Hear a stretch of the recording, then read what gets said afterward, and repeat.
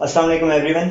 तो जिस पॉडकास्ट का आप सबको इंतज़ार था काफ़ी अरसे से, क्योंकि मैं काफ़ी पोस्टपोन कर रहा था उसको, तो आज हमने फाइनली वो रिकॉर्ड करने का सोच लिया। तो पॉडकास्ट का आज हमारा टॉपिक है NUST C S versus FAST C S, या हम ओवरऑल नस्ट और फास्ट को कंपेयर करेंगे। तो हमारे साथ हैं फास्ट के एक स्टूडेंट जो सी एस कर रहे हैं, अपने तकरीबन फाइनल ईयर में दाखिल हो चुके हैं। तो ये अपना पर्सपेक्टिव बताएंगे फास्ट के बारे में। फास्ट में कभी भी ये नहीं कह सकते कि मेरा 1 साल रह गया है, क्योंकि कभी भी फास्ट वाली डिग्री लगा सकते हैं। तो मैं फाइनल ईयर में पहुंच चुका हूँ फास्ट के, और मैं फास्ट से CS कर रहा हूँ। और इसके अलावा मैं गेटअप कैंपस एक्सपर्ट हूँ पाकिस्तान में। एंड फर्दर फास्ट के बारे में अगर मैं बताऊँ तो फास्ट एवरीवन नोज के फास्ट CS में एक बहुत अच्छी यूनिवर्सिटी है, one of the best universities of Pakistan. और दूसरी बात ये कि पहले नो डाउट फास्ट का ट्रेंड इतना नहीं था, मतलब लोगों को पता था कि फास्ट एक नाम है, लेकिन लोग ज़्यादातर नस्ट को प्रेफर करते थे अगर CS भी उन्होंने करना होता तो। लेकिन रिसेंट ईयर्स में जो फास्ट का ट्रेंड है वो काफ़ी ऊपर जा रहा है, क्योंकि फास्ट ने और फील्ड्स भी इंट्रोड्यूस करवा दी हैं। BS data science fast introduce करवा रहा है, BS आर्टिफिशियल इंटेलिजेंस करवा रहा है। अभी रिसेंटली BS रोबोटिक्स और BS इंटरनेट ऑफ थिंग्स भी फास्ट इंट्रोड्यूस करवाया है। तो और लास्ट ईयर का जो मेरिट था वो भी कंपैरेटिवली पहले से काफ़ी ज़्यादा हो चुका हुआ था। हाँ, एक वो भी फैक्टर आता है कि इंटर टेस्ट नहीं कंडक्ट हुआ था और सोली मैट्रिक और इंटर की बेसिस पे इन्होंने एडमिशन लिए थे, उस वजह से भी मेरिट ज़्यादा था। लेकिन वैसे भी जो स्टूडेंट रेशियो थी इंटर टेस्ट के लिए और जो स्टूडेंट का ट्रेंड था फास्ट की तरफ, वो काफ़ी ज़्यादा हो चुका हुआ था। आजकल सॉफ्टवेयर का नस्ट का भी मेरिट ऊपर गया था, CS का भी मेरिट ऊपर गया है। इनफैक्ट सॉफ्टवेयर ने मैकेनिकल के मेरिट को टक्कर दी है। तो वो फिर हर यूनिवर्सिटी का सेम, जो CS जो ऑलरेडी CS में एक्सपर्ट है उनका तो मेरिट ऑब्वियसली ऊपर जाएगा जैसे फास्ट है। तो यूनिवर्सिटी इंट्रोडक्शन तो आप लोगों को मैक्सिमम को पता होगा। बाकी इंटरटेस्ट के बारे में जो नेस्ट का सीन है वो तो मैक्सिमम को पता होगा कि नेस्ट अपना इंटरटेस्ट कंडक्ट करती है मल्टीपल टाइम्स, यानी कि नॉर्मल डेज में वो 3 टाइम्स करती थी, लेकिन इस साल वो 4 दफ़ा कर रही है। और आपके पास अपॉर्चुनिटी होती है आप किसी भी एंट्री टेस्ट में अच्छा परफॉर्म करें तो वो जिसमें आपने सबसे ज़्यादा मार्क्स लिए होते हैं वो कंसिडर करते हैं एडमिशन के लिए। तो फास्ट के बारे में हम हारिस बताएंगे। फास्ट बेसिकली इंटर टेस्ट तो साल में 1 दफ़ा लेता है, लेकिन फास्ट इंटर टेस्ट के अलावा जो NTS नेट होता है, नेशनल एप्टीट्यूड टेस्ट, उसको भी कंसिडर करता है। लेकिन नेट का कंपैरेटिवली जो फास्ट का अपना टेस्ट होता है उसके कंपैरेटिवली नेट का जो एग्रीगेट होता है वो काफ़ी ऊपर बनता है, क्योंकि उसमें सॉर्ट ऑफ कोटा सीन होता है और उनके बहुत फ्यू सीट्स होती हैं जो ये लोग NTS बेस पे रखते हैं। तो उसका मेरिट यूजुअली, जब मैंने एडमिशन लिया था मेरा नेट बेसिस पे एडमिशन हुआ था, मतलब मैंने इंटर टेस्ट भी दिया था लेकिन मेरा ऑलरेडी नेट की बेसिस पे जो पहली सीट थी वो मिल गई थी मुझे। तो तब आई गेस एग्रीगेट 80 समथिंग पे क्लोज हुआ था, और आजकल भी इतना ही चल रहा होगा, मतलब नेट का एग्रीगेट यहाँ पे 80-81 पे जाता है। परसेंटाइल भी देखते हैं ना नेट की बेसिस? नहीं, परसेंटाइल इतनी काउंट नहीं होती। जो आपका FSC का परसेंटेज होती है वो, और आपके जो नेट में परसेंटेज आती है वो, परसेंटाइल बेसिकली वही होता है ना कि कितने परसेंट से आपने बेटर परफॉर्म किया। हाँ। तो वो परसेंटाइल इतनी मैटर नहीं करती, लेकिन अगर आपके नेट में अच्छे मार्क्स है तो वो 80 समथिंग पे, 79-80 पे ऑलमोस्ट एग्रीगेट होता है नेट का एग्रीगेट। अच्छा, ये ज्योग्राफी में आपको समझा देता हूँ। इनका जो कैंपस है वो H11 में, हाँ H11 में, और हमारा H12 में। मतलब कि नस्ट की ट्रेल पे खड़े होकर आप फास्ट की बिल्डिंग देख सकते हैं। तो बिल्डिंग देख सकते हैं, मैंने वर्ड यूज़ किया मतलब कैंपस नहीं देख सकते, बिल्डिंग देख सकते हैं। एग्जैक्टली। तो बता सकेंगे कितनी बिल्डिंग है आप लोगों के पास? यार बेसिकली कैंपस लाइफ, पहली बात है कैंपस लाइफ कोई बिल्डिंग्स पे डिपेंडेंट नहीं होती। लेकिन हाँ, ये बात मैं एग्री करता हूँ कि नस्ट की कैंपस लाइफ फास्ट के हवाले से बहुत अच्छी है, मतलब उनको काफ़ी सारी अच्छी चीज़ें भी इंजॉय करने को मिलती हैं। लेकिन उनके इवेंट्स फास्ट में भी आ रहा है इस तरफ, मतलब फास्ट की सोसाइटी है national university of computing society, मैं भी उसका पार्ट रहा हूँ। वो लोग काफ़ी ट्राई कर रहे हैं कि हम लोग ज़्यादा से ज़्यादा इवेंट्स करवा के ज़्यादा से ज़्यादा मतलब ये चीज़ें थोड़ी एंटरटेनमेंट भी लाई जाए। लेकिन फास्ट में ये होता है कि फास्ट में एज यू नो, मतलब most of the people know कि रगड़ा इंतहा किस्म का होता है। तो रगड़े से बचने के लिए हम लोग कुछ चीज़ें तो प्लान करते हैं, लेकिन ज़्यादातर जो स्टूडेंट्स होते हैं वो ऑलरेडी उस माइंडसेट में नहीं होते कि वो लोग ट्रिप्स वगैरह पे जाएँ। तो मतलब फास्ट में कोई इतना वो खास कैंपस लाइफ वाला सीन नहीं है अगर नेस्ट से कंपेयर किया जाए। ओवरऑल जो फास्ट की अगर बिल्डिंग की बात की जाए तो आई गेस फास्ट 12 एकड़ पे बेस है, 12 से 13 एकड़ है। और अभी एक न्यू बिल्डिंग भी बनी है क्योंकि नए BS प्रोग्राम इंट्रोड्यूस करवाए थे, तो उसके लिए जो नए किला। मैं कंपैरिजन के लिए बताता चलूँ कि नेस्ट की बिल्डिंग 700 एकड़ पे है और 12 एकड़ अच्छा, और दूसरी बात यह कि इन्होंने जो एक सोसाइटी का नाम लिया नेस्ट में ऐसी 30+ सोसाइटीज़ हैं, तो उस हवाले से भी लाइफ अच्छी है। मैं यहाँ नेस्ट की मतलब ऑब्वियसली तारीफ बनती भी है। कैंपस लाइफ इम्प्रूव करने की बहुत कोशिश कर रहे हैं, स्विमिंग पूल बन चुके हैं, उसके बाद आपके स्नूकर क्लब्स हैं, उसके बाद टेबल टेनिस कोर्ट्स हैं, स्क्वाश कोर्ट्स हैं, क्रिकेट के 4-5 ग्राउंड्स हैं, फुटसाल के, फुटबॉल के। क्यों जला वो रहे एक हैं? अभी बहुत आपको लग रहा होगा कि मैं एग्जैजरेट कर रहा हूँ, लेकिन नहीं, कैंपस लाइफ के हवाले से काफ़ी चीज़ें ये बात तो मैं भी हैं। एडमिट करता हूँ, कैंपस लाइफ के वाले से नेस्ट काफी अच्छी है। हाँ, और नेक्स्ट थिंग जो इम्पोर्टेंट होगी काफ़ी बच्चों के लिए कि फ़ीस स्ट्रक्चर क्या है। फ़ीस स्ट्रक्चर नेस्ट का मैं आप लोगों को बता देता हूँ। नेस्ट का है अप्रॉक्सीमेटली CS या SC की फील्ड करें, इंजीनियरिंग की फील्ड करें, अभी जो है वो 1 लाख पर सेमेस्टर जा रहा है, जबकि फास्ट का यार फास्ट का अगर नॉर्मल सेमेस्टर है तो आपका 150 तक चले जाता है। फास्ट के क्रेडिट आवर्स के बेसिस पे होता है। पर क्रेडिट आवर ये लोग आइडिया से समझ चार्ज करें 8500 रुपीज़, तो अगर आपके 15 क्रेडिट आवर्स भी बनते हैं तो वो 160 समथिंग चला जाता है। इनफैक्ट हमारा जो समर है, समर में हमारा पर क्रेडिट आवर 5000 चार्ज कर रहे हैं, जो कि आई थिंक सो नेस्ट की यही फ़ी है। तो फ़ी के लिहाज से फास्ट जो है वो तकरीबन 50 to 70 के ज़्यादा ही होती है। First time I guess 2 lakh pay करना पड़ता है, इट्स अबाउट 185 समथिंग पे है। 185 और नेस्ट का 147 था आई गेस। तो उस हवाले से भी फ़ीस की थोड़ी सी ज़्यादा होती है। अच्छा, एक और मैं आप मिथ है, पता नहीं क्या मुझे वाकई, कि बैच आप लोग का बड़ा आता है। मतलब अगर इन लोगों के पास 40 लोगों को डिग्री देने के लिए होती हैं तो ये इंडक्ट 70 यार जो फास्ट में रह के हमने बात सुनी है ना, वो ये कि डिग्रीज का कोई मैटर नहीं करता। मतलब HEC ने कोई लिमिट नहीं लगाई डिग्रीज पे, लेकिन कुछ लोग इस पे बिलीव करते हैं, कुछ लोग इस पे बिलीव नहीं करते। कि मतलब अक्सर हाँ ये मिथ है कि यार सिर्फ इनके पास 100 डिग्रीज होती हैं, तो 300 350 400 बजे उठा लेते हैं, और डिग्रीज इनके पास 100 होती है तो वो इनको फेल कर करके आगे जाते हैं। लेकिन आई गेस ऐसा कोई सीन नहीं है। हाँ ये बात ठीक है कि स्टार्टिंग में हमारे बैच में है कि 350 का बैच आया था हमारा, 7 सेक्शन बने थे और हर सेक्शन में ऑलमोस्ट 50 स्टूडेंट्स हैं। तो पहले सेमेस्टर गुजरने के बाद प्रोग्रामिंग फंडामेंटल्स का कोर्स होता है पहला, और वो मतलब पहले 3 कोर्सेज फास्ट में जो CS के कोर कोर्सेज होते हैं उनको बहुत टफ कंसीडर किया जाता है कि अगर ये 3 कोर्सेज आप सर्वाइव कर जाते हो तो आप डिग्री बहुत इजीली ले जाते हो। तो उसमें हमारी बारी 350 का अगर बैच था तो ऑलमोस्ट 40% बच्चे फेल हो गए थे प्रोग्रामिंग फंडामेंटल्स में। मेरा एक दोस्त भी था जो छोड़ के भी IST में। अच्छा, तो उसमें हाँ 40% स्टूडेंट को फेल किया था। जो पहले डिग्री का वो शेड्यूल होता था उसमें ये होता था कि अगर आप CS में किसी एक कोर्स में भी कोर कोर्स में फेल होते हो ना, तो वो उसका मतलब वो किसी ना किसी सब्जेक्ट का आगे प्री रैंक होता है। तो अगर आप प्रोग्रामिंग फंडामेंटल्स फेल करते हो तो आप ऊब नहीं पढ़ सकते, ऊब फेल करते हो तो आप डेटा स्ट्रक्चर्स नहीं पढ़ सकते। तो इस तरह करते करते आपकी डिग्री 6 माह लेट हो जाती थी पहले सेमेस्टर में।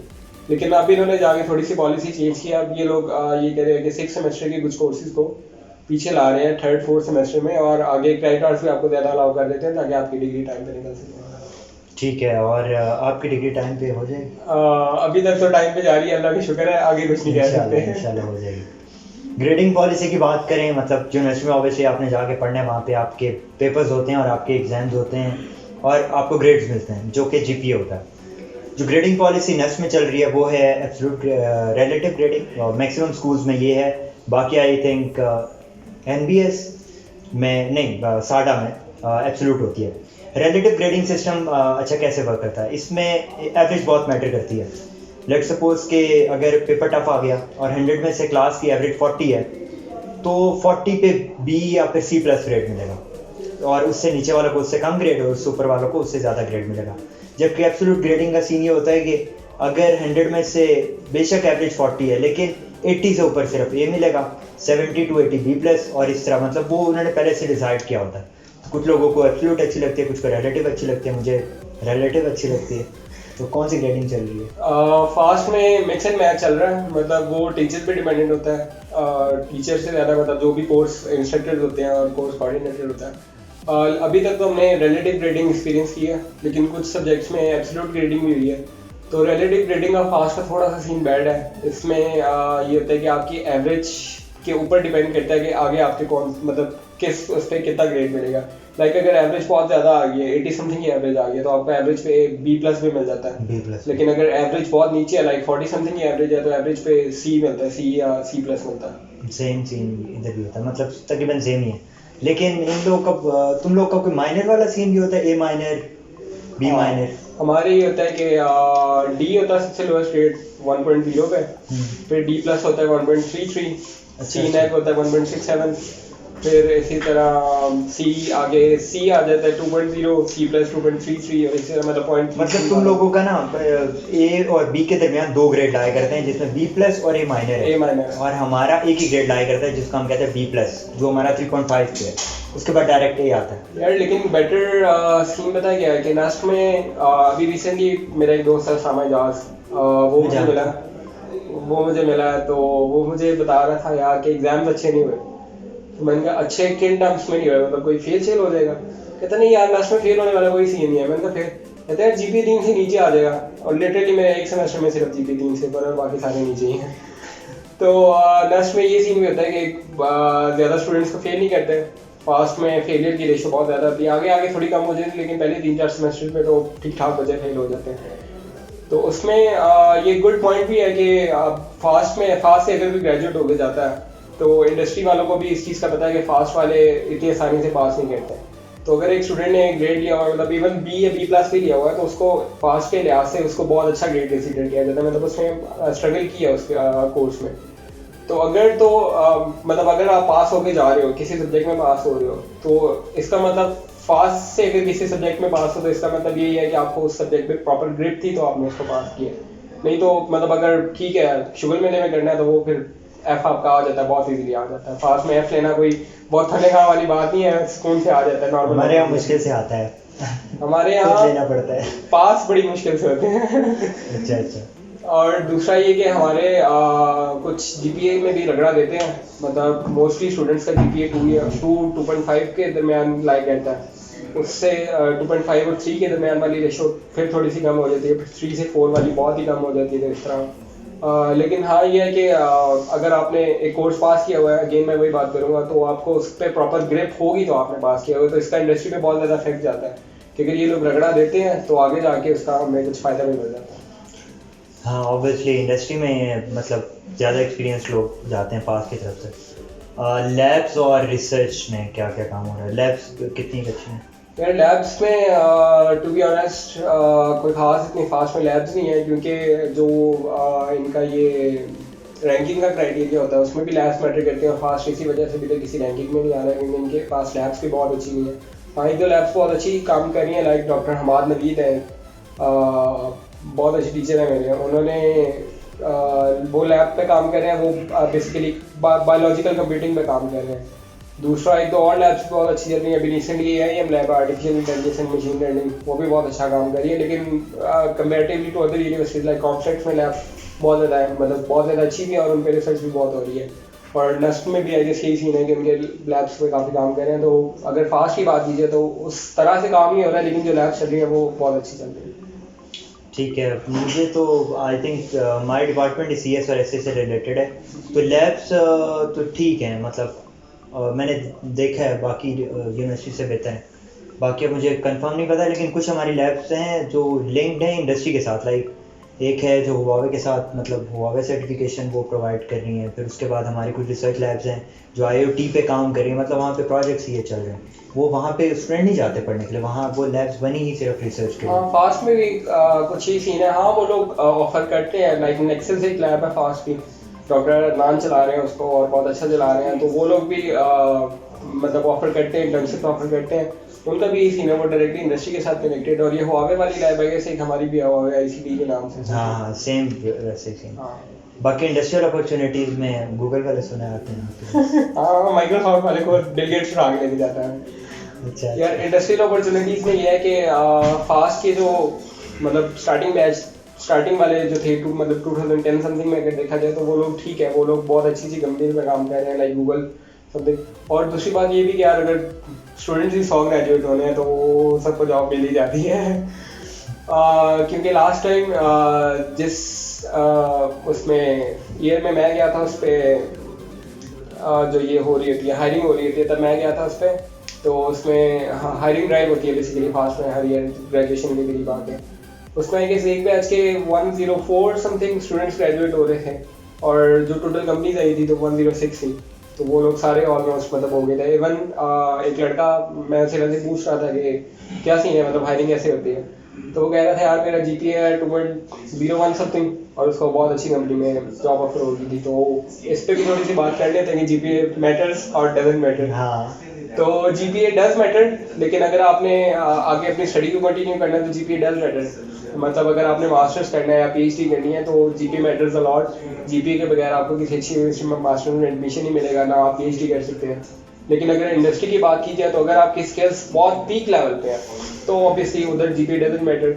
लेकिन हाँ, कभी इस तरह का फेज आ जाता है, लाइक हमारे कोर्स एडवाइजर ने कहा था कि जब हमने BS जब किया था तब इस तरह का दौर आ गया था कि मास्टर्स के बगैर लोगों को जॉब नहीं मिलती थी, तो तब मास्टर्स करना हमारे लिए कंपलसरी हो गया था। अगर उस तरह का कोई दोबारा टाइम आता है तो GPA डज मैटर। और दूसरी बात ये कि जो मेरा पॉइंट ऑफ व्यू है कि यार अभी हमारे हाथ में सिर्फ GPA है, मतलब ठीक है अगर आप स्किल पे साथ साथ फोकस कर रहे हो तो साथ मतलब अगर आप अपनी प्रोग्रामिंग के कोर्सेज पे फोकस कर रहे हो तो आप बाकी कोर्सेज पे भी थोड़ा बहुत ध्यान देके अपना GPA 3 के करीब ला सकते हो। मेरा नहीं आया लेकिन आप ला सकते हो। तो थोड़ी सी स्ट्रगल अगर की जाए तो GPA आ जाता है, उसका वो नहीं है। लेकिन अगर नहीं आता तो उसमें डिसहार्ट होने वाली कोई बात नहीं है, आप अपनी स्किल्स पे ज़्यादा फोकस करो। अगर कोई इस तरह का पॉइंट आता है कि आपने GPA स्किल्स में से एक को चूज़ करना हो तो मैं स्किल्स को चूज़ करूँगा, बाकी आपका अपना पॉइंट ऑफ व्यू, आप जैसे चूज़ करेंगे। हाँ, सेम मेरा भी पॉइंट ऑफ व्यू है। और नेक्स्ट अगर हम प्रोज एंड कॉन्स, बल्कि मैंने इंडस्ट्रियल अपॉर्चुनिटीज़ के नेस्ट का बताया नहीं है।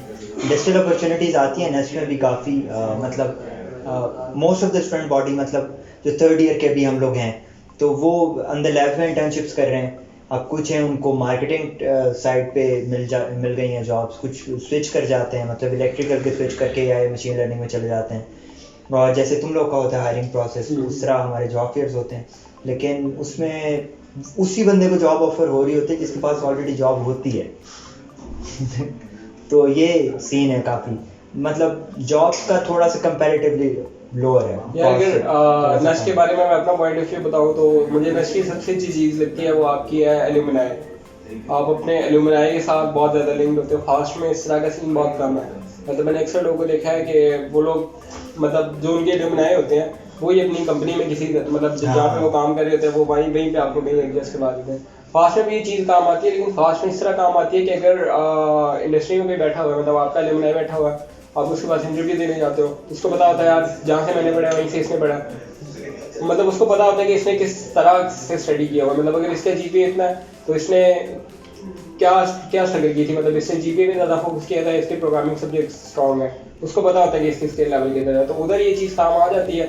लेकिन अगर बाकी डिस्कशन और रिकमेंडेशन वगैरह की बात की जाए तो नस्ट का एल्यूमिनाई नेटवर्क है बहुत स्ट्रॉन्ग। हाँ, क्योंकि हमारे पास डिपार्टमेंट्स हैं अलग, मतलब इंटरनेशनल प्लेसमेंट ऑफिस है अलग से, उसकी पूरी टीम है, तो वो बस ये देख रही होती है कि स्टूडेंट्स को प्लेस कहाँ करना है, इनको इंटर्नशिप्स कहाँ दिलवानी है, एल्यूमिनाई के साथ नेटवर्क कैसा करना है। हाँ, वो फास्ट का भी है, करियर सर्विसेज ऑफिस है फास्ट में, उसमें भी वो लोग यही सीन कर रहे होते हैं। मतलब वो लोग फेसबुक पे ग्रुप्स भी बने हुए हैं, वो लोग ईमेल भी करते हैं अगर कहीं अपॉर्चुनिटी आती है तो वो CV वगैरह आपकी सारी वो फॉरवर्ड कर देते हैं HRs को जो उधर से लिंक्ड होते हैं। और सेम इंटरनेशनल ऑफिस भी है नेस्ट का जो कि मास्टर्स को देख रहा होता है, मास्टर्स अपॉर्चुनिटी। बाकी अगर हम प्रोज एंड कॉन्स की बात करें तो क्या प्रो है फास्ट का? यार फास्ट का जो कौन है वही प्रो है, मतलब जो लोगों को लगता है कि ये कौन है रगड़ा, ये लोग रगड़ा बहुत ग्रेजुएट होते हैं। हाँ, तो वो एक सॉर्ट ऑफ प्रो भी है कि अगर ये लोग रगड़ा नहीं देंगे तो आपको इंडस्ट्री में काम नहीं आएगा।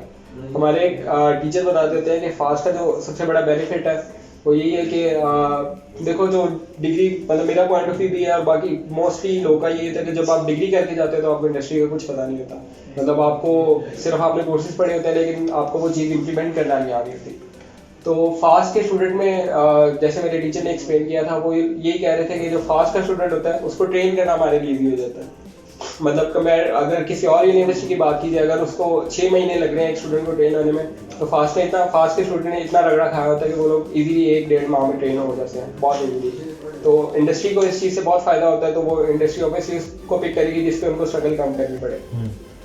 और कॉन्स की अगर बात की जाए तो हाँ, कैंपस लाइफ नहीं है इतनी कोई खास, फी स्ट्रक्चर ज़्यादा है जो पहले डिस्कस हो चुका है। और प्रॉस की अगर और बात की जाए तो कोई खास प्रॉस नहीं है, बस यही है कि आपको अगर स्किल अच्छी चाहिए अगर आपने CS में अच्छा परफॉर्म करना है, अगर आपको प्रोग्रामिंग स्किल अच्छी चाहिए, तो fast is not one of the best universities of Pakistan. और नस्ट के प्रोज एंड कॉन्स तो मेरा चैनल भरा हुआ है उनसे लेकिन ये है कि बात सुनने से आपको ये अंदाज़ा हो गया है कि रगड़ा ज़्यादा है, मतलब सेम जितनी एफर्ट के साथ ये कितना GPA है वो नहीं बताते थे, लेकिन 2 समथिंग है। हाँ, जितना लेट्स सपोज इनका 2.7 है तो सेम उसी एफर्ट के साथ ये नेक्स्ट में होता है तो इनका 3.5 के यार ये बात मैंने एक्सपीरियंस की हुई है। मेरा रूममेट उसामा जाज वो मेरा रूममेट था, वो पहले सेमेस्टर से मेरे साथ था। तो हम लोग, मुझे याद है पहले सेमेस्टर में कोई असाइनमेंट आती होती थी, हमारी असाइनमेंट ना काफ़ी लेंथी होती थी, लॉजिक्स वाली रोटेट होती थी। तो वो ना हम लोग बैठते थे, मतलब अगर अगले दिन असाइनमेंट करना तो सबने लास्ट पे था, बेशक को नाश्ता स्टूडेंट है, बेशक को फास्ट का स्टूडेंट है, बैठना भाई रात को लास्ट नाइट ही होता है। तो हम लोग ये कहते थे, हम लोग उठ के असाइनमेंट कह रहे हैं, मतलब 4-5 बजे इवनिंग के स्टार्ट हुए हैं, सारी रात जागनी होती है, अगले दिन सुबह जाके असाइनमेंट सबमिट करवानी होती थी। तो हम लोग बैठे असाइनमेंट कर रहे होते थे।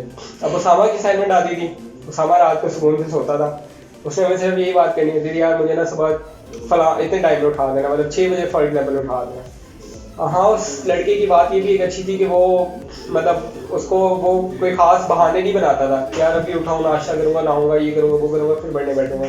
उसको वो हमें कहता था, यार मुझे 6 बजे उठा देना। हम उससे 6 बजे उठाते थे, सामा उठ जाए, सामा साहब उठते थे, लैपटॉप था, ठक ठक ठक असाइनमेंट शुरू, 1-1.5 घंटे में असाइनमेंट करके पारे।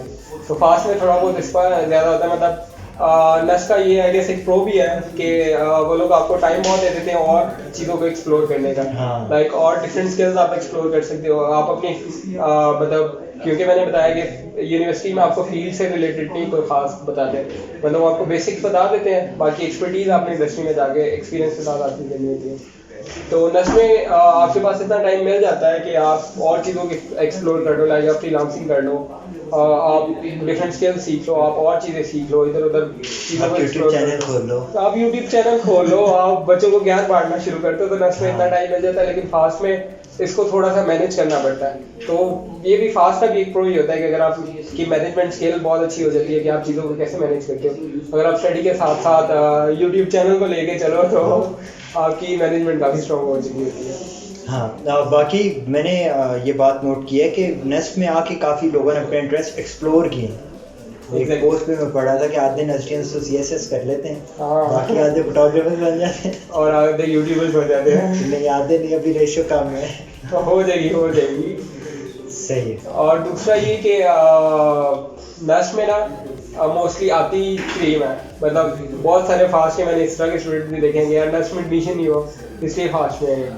तो नेस्ट के कुछ स्टूडेंट्स में मतलब वो ऑलरेडी वो बिहेवियर होता है कि वो लोग अगर उनको रगड़ा ना भी दिए जाए ना तो वो पिक कर लेते हैं। लेकिन हाँ, कुछ लोग होते हैं मेरे जैसे जिनको भाई जब तक पीछे डंडा नहीं होता ना तो तब तक वो लोग काम नहीं करते, तो उनके लिए फास्ट बहुत बेटर है। लेकिन अगर आपको लगता है कि यार आप खुद से कुछ कर सकते हो, मतलब आपको कोई सख्ती की ज़रूरत नहीं है, तो I would recommend you can go to NUST. लेकिन अगर आपको ऐसे लगता है कि यार हम लोग रगड़े के बगैर भी कुछ कर सकते हैं, हमें सर पे डंडा चाहिए, अगर हमने कोई काम करना है, तो fast is the best institute के लिए। और दूसरी बात ये बता दें कि ये जो मशवरे आते हैं हर तरफ से कि CS कर लें, बहुत पैसा है, अभी हम ये डिस्कस कर रहे थे। तो इंटरेस्ट जब तक नहीं है इस फील्ड में ना है, क्योंकि इस फील्ड में काम करना पड़ता है यार, स्किल सीखना पड़ता है। काम की बात नहीं है, मतलब अब किसी बंदे का शौक है ना, स्टार्टिंग में ये होता है कि जैसे मैंने बताया कि यार फास्ट में ठीक है, आपकी असाइनमेंट्स और लैब्स इस लेवल की होती हैं कि अगर आप वो ठीक ठाक कर लो तो आपकी प्रोग्रामिंग अच्छी हो जाती है। लेकिन फिर भी आपको उसके लिए प्रैक्टिस बहुत चाहिए होती है, मतलब आपने कोई एक लैब मिस कर दी तो अगर किसी का इंटरेस्ट नहीं है तो वो घर जाके कभी भी लैपटॉप ऑन नहीं करता, वो और चीज़ों को एक्सप्लोर नहीं करता। जब तक आप एक्सप्लोर नहीं करोगे आपको चीज़ों का पता ही नहीं चलेगा। आप यूनिवर्सिटी से डिग्री तो ले जाओगे, लेकिन आपको कुछ पता ही नहीं होगा कि इंडस्ट्री में आगे जाना क्या है, मैंने क्या फील्ड चूज़ करनी है। फाइनल सेमेस्टर में लेक्चर्स आते हैं, मैंने कौन से लेक्चर पढ़ने हैं, मैंने कौन सी अपनी फील्ड में एक्सपर्ट बनना है। तो वो जब तक आपका अपना शौक नहीं होगा तब तक आप इंटरेस्ट नहीं ले सकोगे। और सेकेंडली हाँ, ये बात बहुत होती है, मतलब बहुत सोसाइटी में आजकल रोटेट हो रही है कि यार CS में पैसा बहुत है, तो पैसा हर फील्ड में ही आ जाता है। अगर आप उस पर स्ट्रांगली उस पर हार्ड वर्क करते हो तो अल्लाह ताला ने कहा है कि इंसान के लिए वही कुछ होता है जिसकी वो कोशिश करता है। तो रिस्क तो थोड़ी अल्लाह ताला के हाथ में है, वो जिसको जितना चाहे नवाज दे। तो उसमें ये कोई नहीं है कि यार सीएस में पैसा ज़्यादा है, इसमें पैसा नहीं है, उसमें पैसा नहीं है। अगर आप अपने पैशन को, इंटरेस्ट को प्रॉपर्ली फॉलो करते हो तो मेरी एडवाइस तो यही है कि आपको मिल जाएगा, मतलब एक अच्छा लाइफस्टाइल भी मिल जाएगा, आपको अच्छी जॉब भी मिल जाएगी। अगर आपका इंटरेस्ट ही नहीं है तो आप जॉब करके क्या करोगे, मतलब जॉब में भी आप डांट ही खाओगे ना मैनेजर से। तो मेरा पॉइंट ऑफ व्यू ये है, बाकी आप अपना। हाँ यही है। और जो आप फील्ड चूज कर रहे होते हैं उसमें फिर फील्ड लाइफ भी काफ़ी कंसिडर किया करें। इन लोगों की जो फील्ड लाइफ है वो इस जितने केबिन में हम लोग बैठे हैं इसी में सारी ज़िंदगी गुजार लेते हैं। तो अगर आपका ऐसा इंटरेस्ट नहीं है कि आप सारा दिन लैपटॉप के सामने बैठ सकें तो इस फील्ड में ना आए। मतलब बाकी और फील्ड्स हैं जो ऑन साइट, जैसे हम टेलीकॉम इंजीनियर का डिस्कस कर रहे थे कि वो तो पूरा पाकिस्तान घूमते हैं क्योंकि उनका काम ऑन साइट होता है। तो ये इंटरेस्ट भी अपना जहन में रखिएगा क्योंकि आपने 30-40 साल इंडस्ट्री में गुजारने हैं, वरना आप बोर हो जाएंगे 6 महीने के अंदर और फिर आपके पास कोई ऑप्शन नहीं होगा। यूनिवर्सिटी में अक्सर लोग बोर हो जाते हैं, मतलब अगर अक्सर लोग, मैंने मेरे अपने बैचमेट्स हैं जो सिर्फ अपने पेरेंट्स के कहने पे आए हैं, मतलब उनसे पूछना यार कि सीएस में क्यों है, यार पापा ने कहा था सीएस में चले जाओ, सीएस में पैसा बहुत है, तो वो सीएस में आ जाते हैं। लेकिन उनसे उस टाइप का मतलब वो आउटपुट आ ही नहीं पाता, मतलब वो बेशक कोर्स को पास कर ले लेकिन उनका इंटरेस्ट ही नहीं होता। वो लोग ठीक है रटा शटा मार के कुछ थोड़ी बहुत हार्डवर्क करके कोर्स को पास कर लेते हैं और बाद में भूल जाते हैं, मतलब ना कोई किसी चीज़ को अगर एक्सप्लोर ही नहीं करते। लाइक फॉर एग्जांपल अगर आपने प्रोग्रामिंग सीखी है, बेसिक सीखी है, प्रोग्रामिंग फंडामेंटल्स आपने पास कर लिया है, ऑब्जेक्ट ओरिएंटेड प्रोग्रामिंग पढ़ी है, डेटा स्ट्रक्चर्स पढ़ी है, तो आप आगे अगर किसी फील्ड को एक्सप्लोर ही नहीं करते तो आपको कैसे पता कि आपका फील्ड ऑफ इंटरेस्ट क्या है। मतलब सीएस में भी आगे आगे बहुत सारी फील्ड आ जाती है, आपने अपने इंटरेस्ट के मुताबिक चूज करना था। तो अगर आपके सीएस में इंटरेस्ट नहीं था तो आपका आगे किसी फील्ड में कैसे इंटरेस्ट आएगा। हाँ बिल्कुल। और इसके अलावा तो अगर आपको कुछ पूछना है हारिस से तो आप वीडियो के कमेंट सेक्शन में पूछ सकते हैं, आपको जवाब दे देंगे। इनके इंस्टाग्राम में नीचे ड्रॉप कर दूंगा तो आप लोग इन्हें फॉलो भी कर सकते हैं अगर पास से बहुत स्पेसिफिक क्वेश्चन आपने इनसे पूछने। और तब तक के लिए गुड लक। और जो इन्होंने वीडियो के स्टार्ट में बोला था कि गेटअप कैंपस एक्सपर्ट है, मुझे पता है मोस्ट ऑफ द स्टूडेंट्स जो है उनको समझ नहीं आई होगी कि ये क्या चीज़ है, तो उसके बारे में एक और वीडियो में इनके साथ रिकॉर्ड करूँगा तो आप वो वीडियो देख सकते हैं। तब तक के लिए गुड लक एंड अल्लाह हाफ़िज़।